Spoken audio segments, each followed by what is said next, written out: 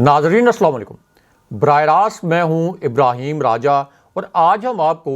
DGISI और नवाज शरीफ के मुतल्लिक सबसे बड़ी और सबसे हसास नोयत की खबर से आगाह करेंगे। ISI के दो जनरल्स ने नवाज शरीफ पर अचानक रेड क्यों किया, इसी रेड से जुड़ा एक 51 सेकंड का वीडियो क्लिप आपको अपनी स्क्रीन पर दिखाते हैं। ये एक ऐसा क्लिप है जिसे पाकिस्तान के तमाम मरकजी न्यूज़ चैनल्स ने मुकम्मल तौर पर सेंसर कर दिया, लेकिन हम आपको ये वीडियो क्लिप अपनी स्क्रीन पर दिखाते हैं। जिस वक्त नवाज शरीफ पर यह छापा मारा गया उस वक्त नवाज शरीफ के साथ कौन सी खातून मौजूद थी, इसके मुतल्लिक भी आपको मुख्तसरन बताते हैं। इसी पूरी सूरत हाल में मिलिट्री इंटेलिजेंस के एक ब्रिगेडियर और नवाज शरीफ के मुतल्लिक क्या नाकाबिले यकीन खबर आई, ये खबर भी मुख्तसरन आपको सुनाते हैं। इस पूरी सिचुएशन में इमरान खान साहब के मुतल्लिक अब से 8 मिनट पहले क्या बहुत बड़ा अदालती लेकिन तहरीरी फैसला सामने आ गया है।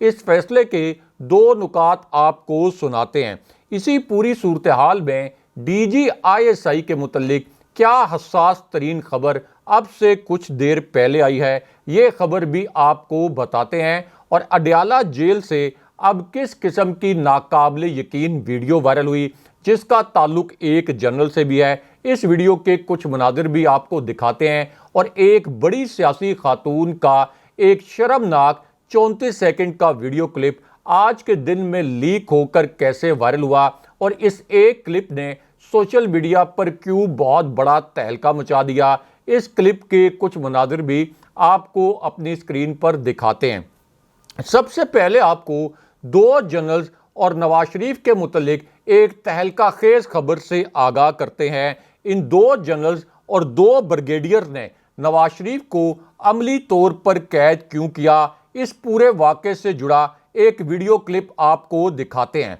ये एक ऐसा वीडियो क्लिप है जिसे पाकिस्तान के किसी न्यूज़ चैनल ने नशर नहीं किया। पूरे मेन स्ट्रीम मीडिया ने इस एक वीडियो क्लिप को मुकम्मल तौर पर सेंसर कर दिया, लेकिन हम आपको ये वीडियो क्लिप भी दिखाते हैं और इस वीडियो क्लिप से जुड़ी खबर के दो अहम तरीन नुकात भी मुख्तसरन बताते हैं। इस दौरान नवाज शरीफ ने किस बड़ी शख्सियत को हंगामी कॉल की, लेकिन ये कॉल क्यों अटेंड नहीं की गई और नवाज शरीफ को असल में ISI के दो जनरल्स और दो ब्रिगेडियर्स ने किन हालात में रंगे हाथों पकड़ा और उस वक्त वहां पर कौन से चार इंतहाई मिस्टीरियस करैक्टर्स, चार इंतहाई पुरस्कार किरदार मौजूद थे, ये भी आपको बताते हैं क्योंकि इस पूरी खबर का ताल्लुक DGISI से भी है। तो मामला यह है कि नवाज शरीफ ने एक आला तरीन जनरल के फ्रंट मैन से राब्ता किया, यानी एक ऐसे आला तरीन जनरल जो कि हाजिर सर्विस जनरल थे,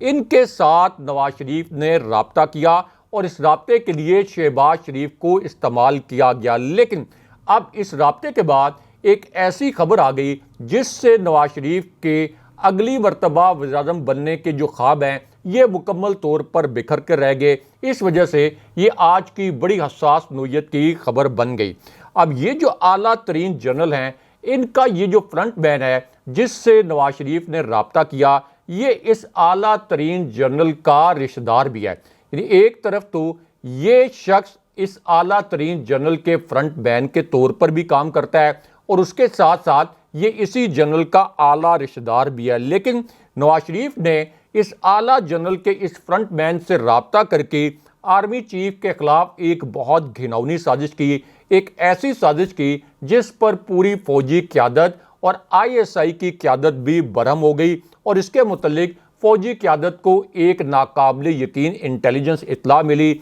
और फिर वो हो गया जो कोई सोच नहीं सकता था, जो कोई इमेजिन नहीं कर सकता था। ये खबर और ये वाक़या आपको मुख्तसरन बताते हैं क्योंकि जो क्लिप हम आपको दिखाएंगे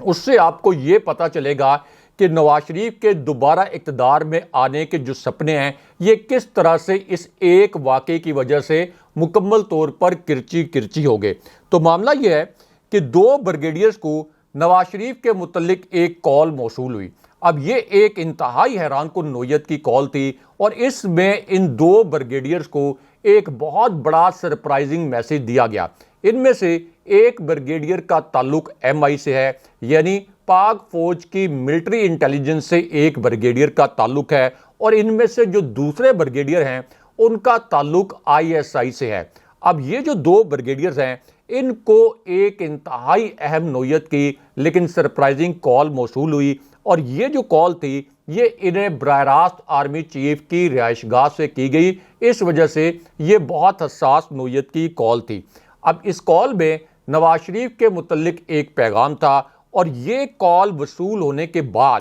ان دو بریگیڈیئرز نے اور ان دو جنرلز نے نواز شریف کے ایک خوفناک ایڈونچر کے متعلق تحقیقات شروع کر دیں، کیونکہ آرمی ہاؤس سے ان دو بریگیڈیئرز کو یہ میسج پہنچایا گیا کہ نواز شریف نے ایک بہت خوفناک قسم کا ایڈونچر کیا ہے، فوجی قیادت کے خلاف ایک سازش کی ہے، اور ایک انتہائی حساس ڈاکومنٹ کے متعلق آپ دونوں نے، یعنی ان دونوں بریگیڈیئرز کو یہ بتایا گیا کہ آپ نے اس کی تحقیقات کرنی ہے، لیکن یہ جو تحقیقات ہوں گی ان کو آپ نے مکمل طور پر سیکرٹ رکھنا ہے، یہ ایک خفیہ مشن ہوگا اس وقت تک جب تک یہ تحقیقات مکمل نہ ہو جائیں۔ اب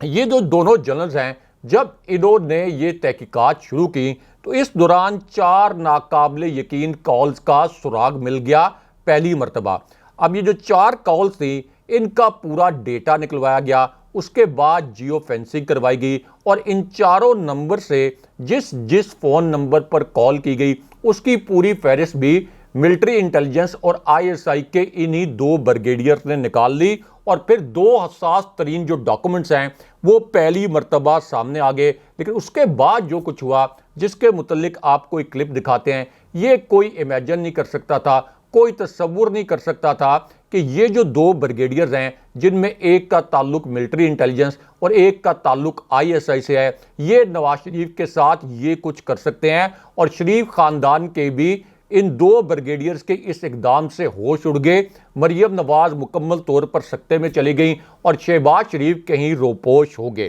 اب یہ جو دونوں دستاویزات تھیں یہ اصل میں ایک انتہائی گھناؤنی نوعیت کی دستاویزات تھیں، ایک انتہائی گھناؤنی نوعیت کی واردات کے متعلق تھیں۔ ان کے متعلق پہلے فیز میں اور پہلے مرحلے میں خفیہ طریقے سے چھان بین کی گئی، تقریباً 71 لوگوں کو انویسٹیگیٹ کیا گیا، 71 لوگوں کو انٹیروگیٹ کر کے ان سے تحقیقات کی گئی، لیکن اس کے بعد یہ پتہ چلا کہ ان کا ایک ماسٹر مائنڈ ایسا بھی ہے جو کہ بیرون ملک مقیم ہے۔ یعنی 71 لوگوں سے جب تفتیش کی گئی تو نواز شریف کی اس بھیانک واردات کے متعلق ایک ناقابل یقین دستاویز تو سامنے آئی، لیکن ایک ڈاکومنٹ ایسا تھا جو ایک ایسے ماسٹر مائنڈ کے پاس تھا جو کہ پاکستان میں موجود نہیں تھا۔ یعنی اس وقت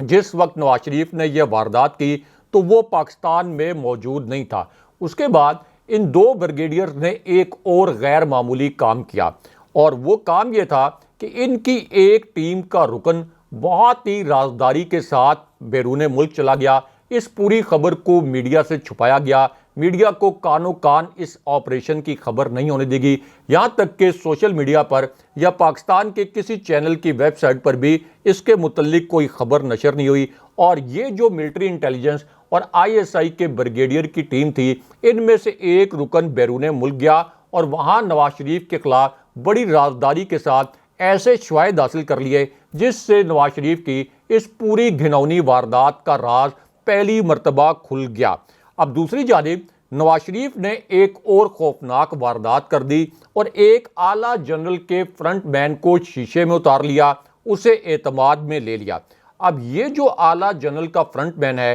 یہ اصل میں ایک بڑی کاروباری شخصیت ہے۔ کچھ عرصہ پہلے تک یہ بہت بڑی کاروباری شخصیت نہیں تھی، لیکن اس کے بعد اچانک اس کے جو اثاثے ہیں ان میں اضافہ ہونا شروع ہوا، اور نواز شریف نے اس اعلیٰ جنرل کے اس رشتہ دار جو کہ اس جنرل کا فرنٹ مین بھی ہے، اس کے ذریعے ایک ناقابل یقین سیاسی فائدہ اٹھانے کی کوشش کی۔ اب یہ جو اعلیٰ جنرل ہے اس کے متعلق یہ بھی پتہ چلا کہ اسلام آباد کی ایک بیش قیمت ہاؤسنگ سوسائٹی ہے، وہاں پر ان جنرل صاحب کے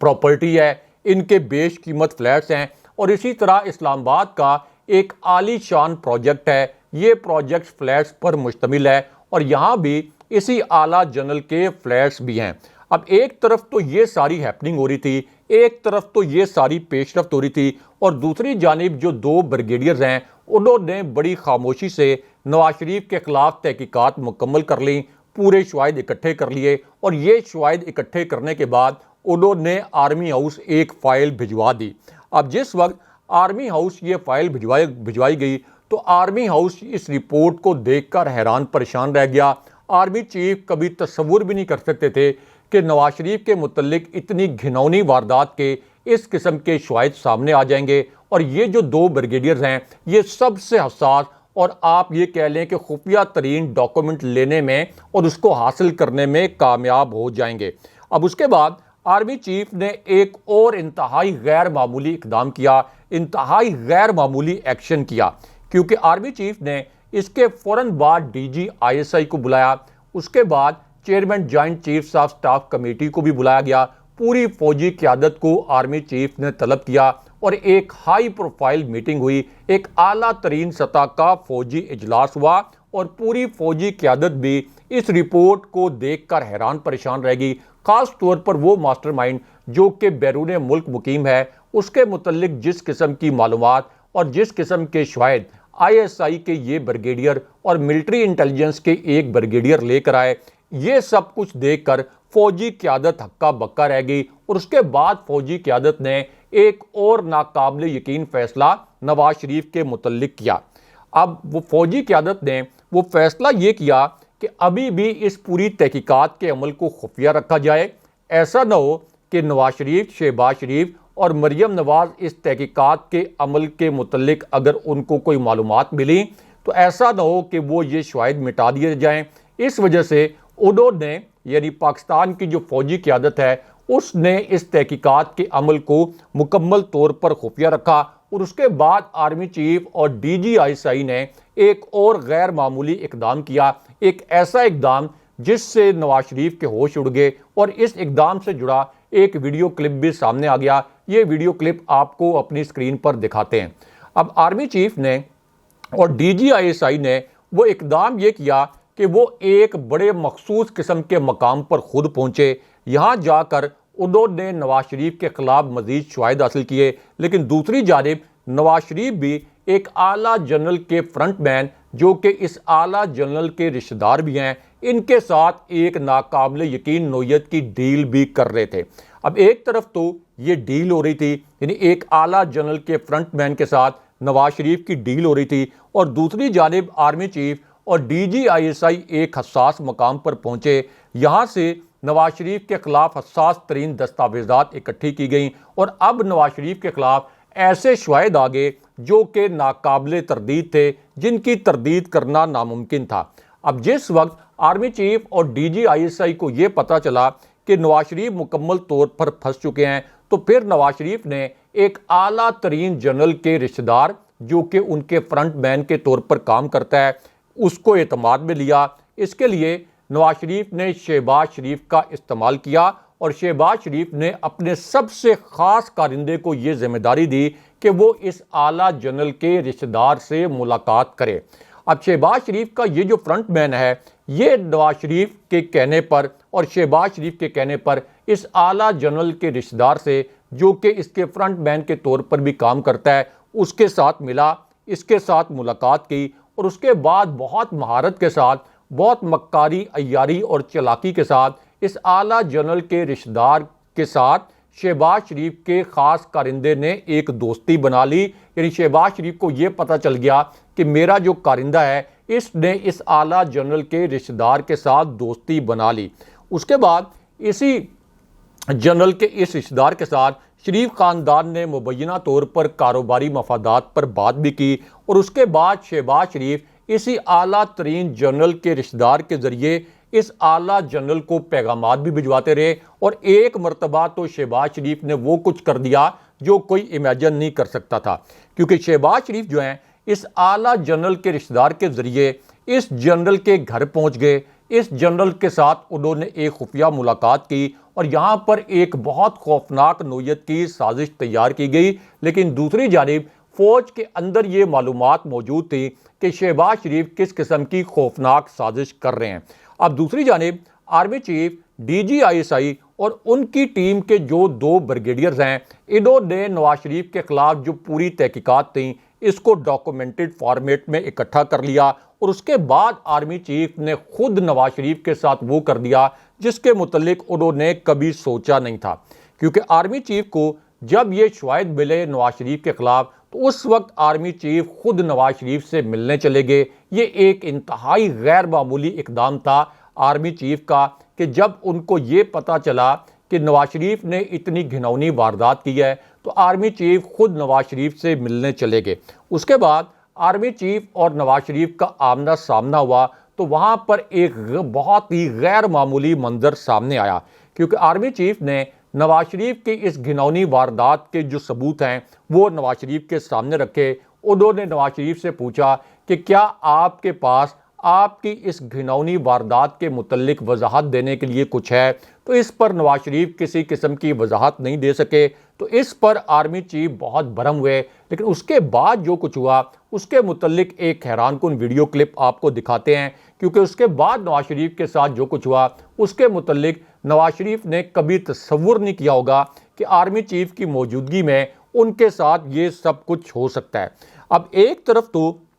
نواز شریف جو ہیں یہ مکمل طور پر آرمی چیف کے نرغے میں تھے، اور دوسری جانب شہباز شریف کے جو فرنٹ مین ہیں انہوں نے اپنا کام دکھا دیا اور اعلیٰ ترین جنرل کے رشتہ دار کو مکمل طور پر اعتماد میں لے لیا، مکمل طور پر اسے شیشے میں اتار لیا۔ اس کے بعد آرمی چیف کی نواز شریف کے ساتھ ایک اور فیصلہ کن ملاقات ہوئی۔ اس ملاقات کو بھی خفیہ رکھا گیا، اس ملاقات کے متعلق معلومات میڈیا کے سامنے نہیں لائی گئیں۔ اس ملاقات کے متعلق انیشلی کوئی پریس ریلیز یا کوئی اعلامیہ جاری نہیں کیا گیا۔ اب اس ملاقات میں آرمی چیف نے نواز شریف کو یہ بتایا کہ آپ کی اس گھناؤنی واردات اور اس گھناؤنے سکینڈل کی وجہ سے ملک کو ناقابل تلافی نقصان پہنچا ہے، لیکن نواز شریف نے الٹا آرمی چیف کو اور DGISI کو دھمکایا کہ اگر آپ میرے خلاف کچھ کریں گے تو ہم آپ کے خلاف اور DGISI کے خلاف پارلیمنٹ میں قرارداد لے کر آئیں گے اور آپ کو استعفیٰ دینا پڑے گا، اور اس کے متعلق انہوں نے ایک خبر بھی چلوا دی۔ لیکن اس کے بعد جو کچھ ہوا وہ ایک انتہائی غیر معمولی واقعہ تھا، کیونکہ شریف خاندان اور نواز شریف عملی طور پر یرغمال بن گئے، کیونکہ آرمی چیف اور نواز شریف کی یہ جو ملاقات ہے یہ ایک ناخوشگوار ماحول میں ختم ہوئی، ایک تلخ ماحول کے اندر یہ پوری ملاقات ختم ہوئی۔ لیکن اس کے بعد ISI کے ایک جو بریگیڈیئر ہیں اور جو ملٹری انٹیلیجنس کے بریگیڈیئر ہیں ان کی رپورٹ اس پوری صورتحال میں مکمل ہو چکی تھی، اور نواز شریف کے متعلق جو پیناما کیس کی JIT بنائی گئی تھی اس میں ISI کے ایک بریگیڈیئر، ملٹری انٹیلیجنس کے ایک بریگیڈیئر بھی شامل تھے، اور سابق army chief general Raheel Sharif نے نواز شریف کو یہ بتایا تھا کہ پیناما کا مسئلہ حل کریں ورنہ اس سے ملک کو بہت نقصان پہنچ رہا ہے۔ اور پھر جناب باجوہ کے دور میں بھی اسی JIT کی رپورٹ اور سپریم کورٹ کے فیصلے پر نواز شریف اپنی کرپشن کی وجہ سے نااہل قرار پائے، نیب سے اور نیب عدالتوں سے سزا یافتہ ہوئے، اور دوسری جانب شہباز شریف نے جناب باجوہ کے سمدی صابر مٹھو جو ان کے رشتہ دار ہیں ان کے ذریعے جناب باجوہ تک رسائی حاصل کی۔